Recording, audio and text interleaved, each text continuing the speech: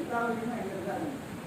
அதனால் இங்கே வந்து தான் சொல்லிட்டாங்க, கூட்டுக்காரங்க அன்றைக்கி கூட்டாங்க, விருப்பத்தோடு வந்து உட்காருங்க, வேலை செய்யணும், விருப்பத்தோடு மீட்டிங் போக ஆரம்பிச்சேன். இங்கே வார்த்தை தெளிவான ஒரு வார்த்தை.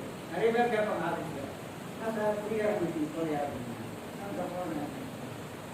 எல்லாருக்கும் வெளிப்படுத்த அவங்க இருப்பதே கோட்பாடு ஆன்மீக அரசியல் சொல்லக்கூடாது. யாருமே இப்போ வெளியே போனோம்னா அதுதாங்க படகுல பயணிக்கிறோம், படகு டேமேஜ் ஆகிடுச்சு. டேமேஜ் ஆகிடும்னா எல்லாமே ஒரு 100 பேர் இருக்கும். 100 பேர் சேர்ந்து அந்த படகு சரி பண்ணி கரையை சேர்ந்துடும். சேர்ந்து அவங்க வேலையை பார்த்து நான் நினைச்சு போயிடும். அது அந்த மாதிரி தான் வெளியே நம்ம ஒரு இதில் வந்து தத்தெடுத்துக்கணும். குடியின்ற பிரச்சனைகளை பொதுவான பிரச்சனை தான் அது.